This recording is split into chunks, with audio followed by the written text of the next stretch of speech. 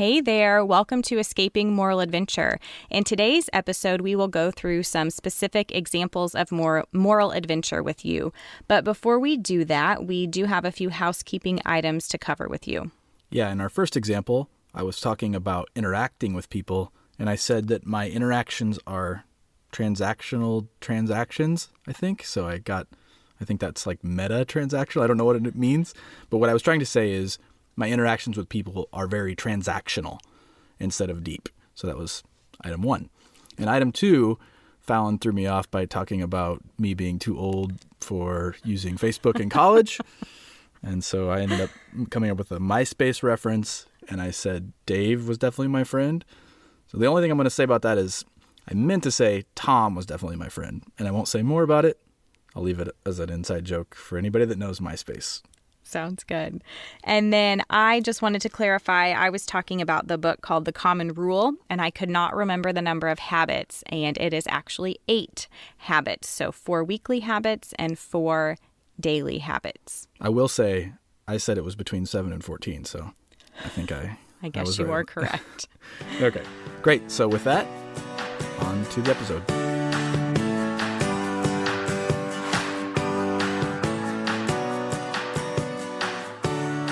Hello, everyone. Welcome to the show. Today, we thought it would be helpful to dive a bit deeper into the concept of moral adventure. Mark and I were just kind of talking about this the last few days, and I was asking questions about it, and I was just saying, I need some examples. Like, give me some examples of what moral adventure might look like.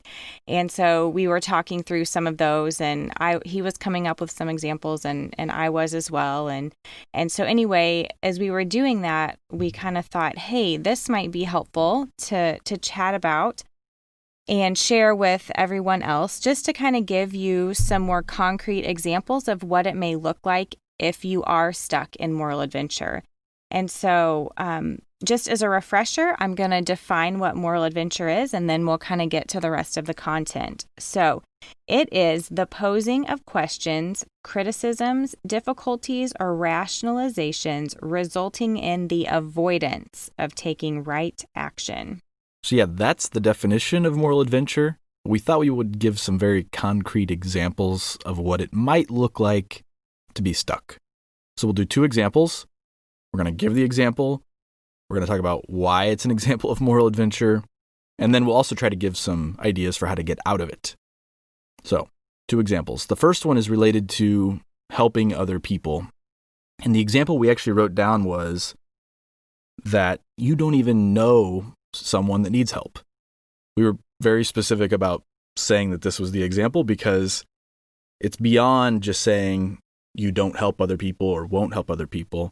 So I think a lot of people would say, well, I would help other people, or sure, if I knew people needed help, then I would help them. But what we wanted to say is you don't even know people that need help. And the reason why this could be an example is it could mean that you're not engaging with people on a deep level. It could mean that your interactions with people are very shallow or shallow to some degree at least. And this really hits home for me. I mean, this is one that I would say I struggle with and still do, or have struggled with and still do. And that's because I treat interactions a lot of times as a transactional transaction. I'm interacting with somebody because I'm buying something, or I'm, just seeing someone in my normal day-to-day or at work or at church or whatever. And so it tend to stay sort of at the surface level with people. And so I don't get to know them. I don't get to know about what's going on in their life and what's going on, that might be a struggle for them or that they might need help with. So yeah, that's an example, or could be an example, of being stuck in moral adventure. And the reason why that's moral adventure is because there are some rationalizations for why you might do this. Well, you might be busy. You don't want to take time out of your schedule. You're doing something else. Or you don't want to bother someone. Maybe they don't want to reveal to you what's going on in their life. Maybe you might see it as you bothering them. So there's real rationalizations you could actually say that are causing this. But that's an example of really being stuck. So how do we get out of this? Right. Well, the word that comes to mind as I'm just kind of listening to you, Mark, talk about this is selfishness. And I feel like in this example, we just have to stop being selfish. And I'm putting myself in this as well, right? Like Mark mentioned earlier, these examples hit close to home for us. So, there's plenty of times that I've chosen not to engage with people because I needed to get on to the next thing, right? Whatever that was. Or maybe the kids were throwing a fit and I needed to get going, or whatever the case may be, right? But when I really stop and think about it, it's selfishness. There may be some rationalizations or something that may not fit under selfishness, but we'll just go with that for now as the umbrella. And so yeah, to get out of this, to get unstuck, if you will, one way would be stop being selfish and focus on others instead. And just really engage with others. I mean, pick up on cues, ask questions, ask maybe kind of probing questions even, or ones that might be a little out of the norm, right? That might dig a little bit deeper than if you're just passing someone on the street and saying, "Hey, how was your day?" If they pause kind of and say, "Oh, it was okay." I mean, then if your radar goes up like, "Oh, I don't think it really was okay. I think there might be something more to that." Then ask a follow-up question, instead of going on your way. And so go ahead. Sorry, yeah, I was gonna I'd make a little bit of a shout out here because we have a whole sort of content related to loving your neighbor. I think it's a really good place to go reference for this exact one because it talks a lot about these things, being interruptible and some other principles as well. So shout out to check that out as well as a good way to get out of this one because it really relates really well, I would say. Yes, I agree. Now, there's just before we move on to the next one of the things I wanted to say, again, back to the cutting close here, that it can make you come across, if you get stuck in this one, it can make you come across as distant or guarded or not approachable to other people, which again is sort of a almost a self-fulfilling prophecy because you stay shallow, so people expect you to stay shallow in their relationships with you and therefore are less prone to open up with you. So it sort of is it's going the wrong way, let's say. It's heading the wrong direction. So yes. Yeah, definitely a good one to get out of. Yes, I agree. Some of those words have been used to describe me before, so. I can relate for sure. And by the way, studies have shown that helping other people, by the way, actually adds meaning in people's lives. So it's not just that, it's sort of a general good thing. It also is helpful for you as an individual as well. So yeah, the first one is you don't know anybody that needs help. So that's the first potential example of being stuck. Should we move on? Yep. Number 2. All right. Number 2. Do you want to introduce this one? Sure. So another sign that you may be stuck in moral adventure would be that you say you're too busy to exercise, eat healthy, spend more quality time with those you love, too busy to read, to volunteer, right? Just insert positive change you want to make here. Your excuse is, or you're saying that you're too busy to do that positive change. And yeah. Yeah, this is a really easy one to get into, I think. And it's particularly a problem because, well, let me just introduce another piece. I always like to introduce some studies here. Yes. There's another study that was done out of the University of London, and researchers actually found that we're hardwired to choose the easy path. And why do I bring this up with being busy? They actually found that you'll sort of trick yourself into thinking that what you're doing is the right thing, just to avoid doing the hard thing.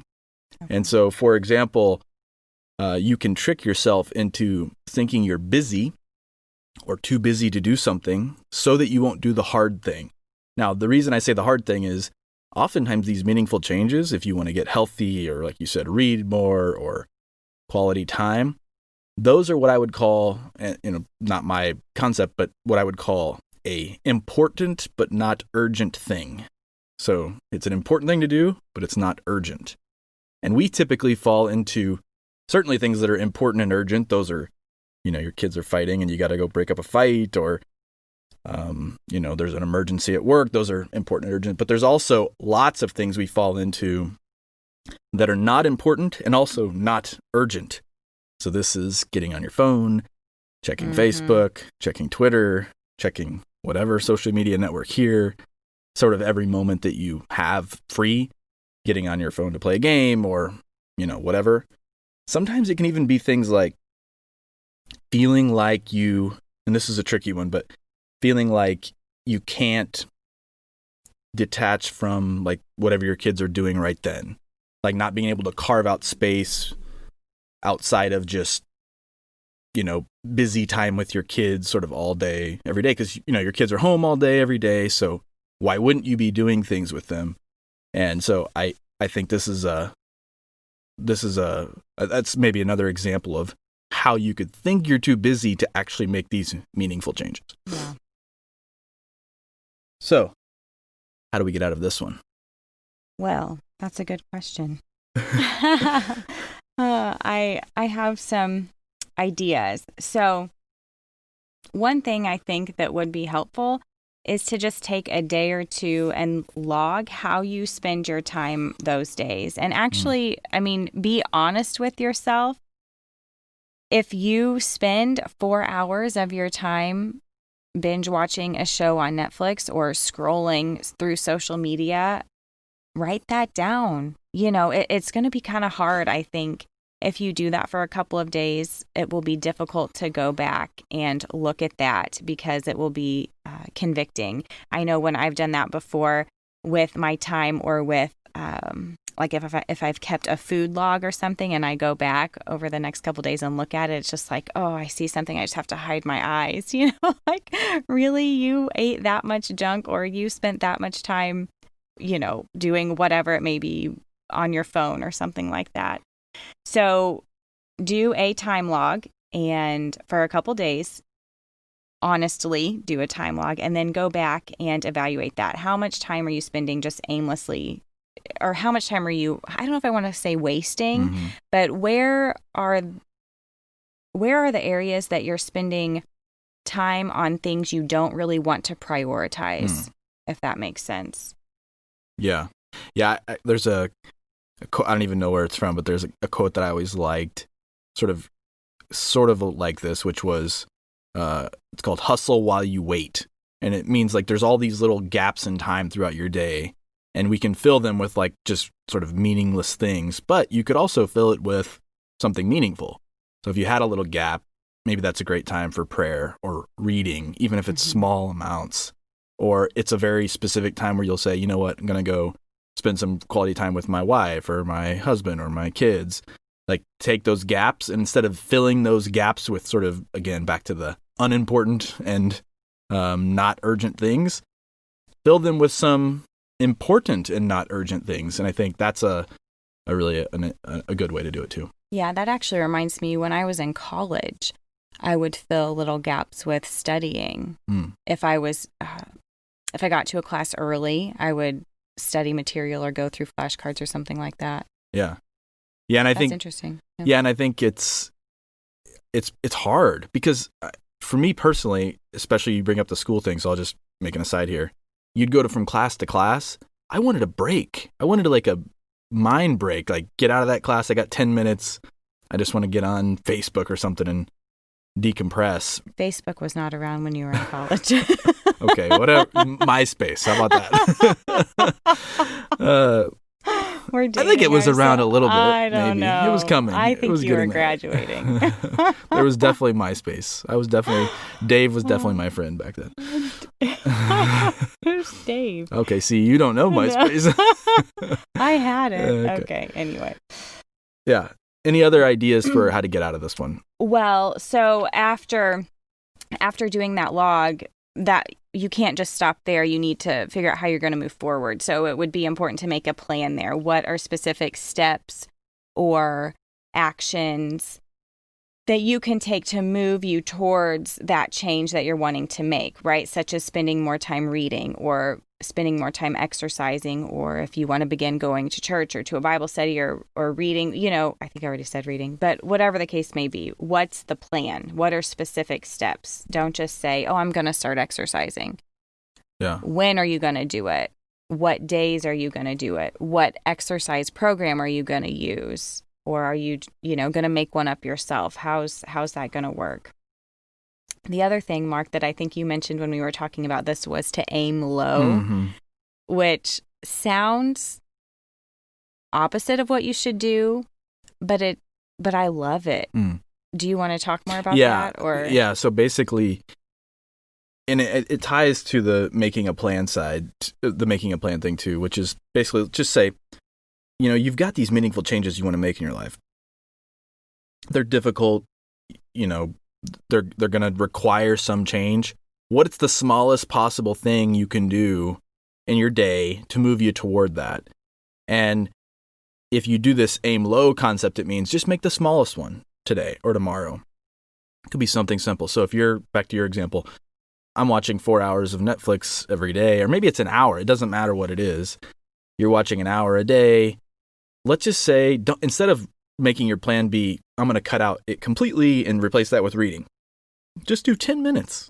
Just say, hey, I'm going to do 10 minutes of reading and I'll still watch 50 minutes of Netflix. Like, do something so that you're going to, at the end of the day, look back at it and go, I did make a meaningful change. It was possible.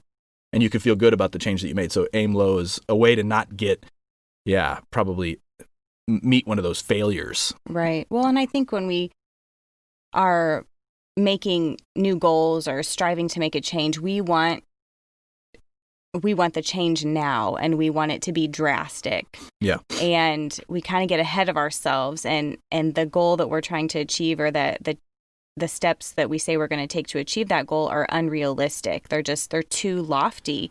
But because we really desire that goal or that change, we're trying to get there quickly, I guess, and just make these unattainable goals. Yeah. I don't know. Yeah, we talked about before about that concept of the false hope syndrome, where we think we can make those changes, but we always overestimate those changes. Right. So, this aim low is trying to kind of remember that and still make meaningful progress. Yeah. Now, you had one that I liked too, because the reality is we are busy and people are busy, and you had something around how you brought your kids into doing other things. And can you talk about that a little bit? Sure. I think this would be really relevant for stay-at-home parents, but I mean, even just parents in general. But because I, do stay home with my kiddos, I have learned to just start involving them in the things that I do, instead of feeling like,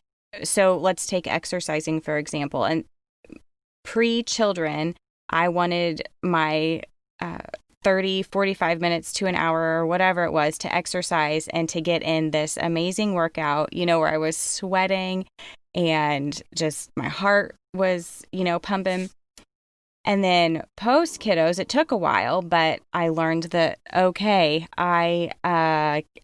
this isn't happening, right? This isn't working. So I need to adjust. I need to adjust my expectations and change it a little bit here. So I just started involving the kiddos in exercising, or trying to fit it in while we're out for a walk. I might just walk more briskly, or I might do lunges or squats or calf raises along the way. People probably look at me like, what is that woman doing? But just kind of involving them with it. Or when I was prepping gifts for Christmas, I involved the kiddos with me doing that. Or reading. Sometimes if I'm reading something, I will read it out loud to them, even though they're likely not comprehending it, and their attention span for what I'm reading is literally maybe a couple minutes. But still, just finding ways to involve them and sort of adjust my expectations too.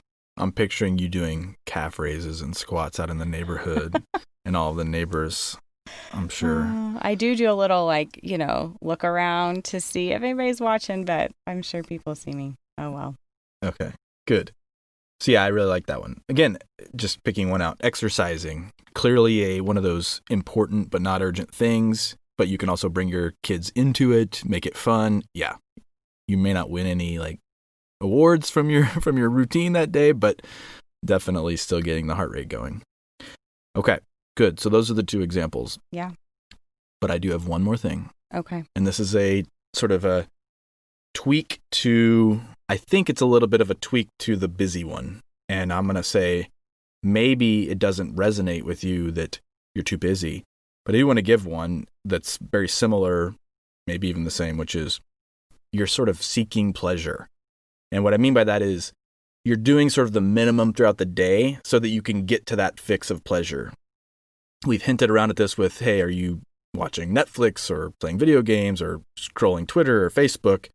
Like really do a deep dive in yourself and say, is that what I'm doing? Am I just trying to get to that fix, get to that pleasure moment at the end of the day? Back to the, I just need to, after you gave me a hard time about Facebook back in college, but like, am I just trying to get to the social media at the end of the day? And then that's really what I'm doing. I'm just doing everything to get there. And I would say that's another example of being stuck. So really do a deep dive in your own life. Does that resonate with you that that's what you're actually doing? And I wanted to call out one thing called the pleasure paradox. So this is a quote from a person named Viktor Frankl. He's a philosopher.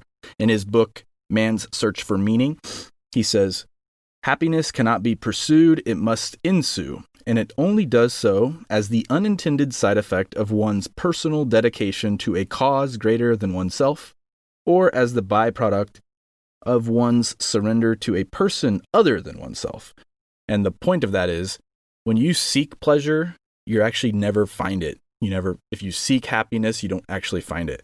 What you need to seek is meaning, or, back to our spontaneous obedience, which is deciding what's important and then acting in accordance with that. So that's the only way to actually attain happiness and actually attain pleasure in a sustained way. The problem with seeking pleasure is even if you get those quick fixes, you always want the next one. It dies off, you want the next one, and usually you want it more, or you want to do something more. And that's a dangerous place to be in. So that's the one more thing I wanted to add to that second example as well. Perfect. The one thing I wanted to share is a book that Mark and I, was that a year ago we read together? Yeah. It's The Common Rule, Habits of Purpose for an Age of Distraction by Justin Earley.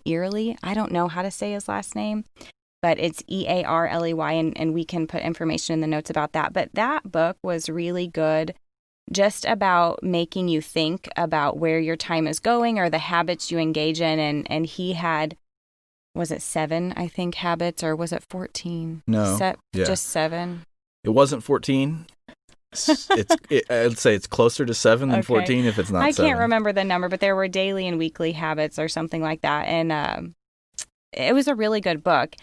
And some of the things I have adopted and still do, and then other things I have fallen out of the habit of doing. I actually should get that book out again and reference it. But anyway, I think that's a good book. Yeah. If you're feeling like, I'm too busy, I think that's a good book to read. We'll definitely add that into the description so that people can check that out as well.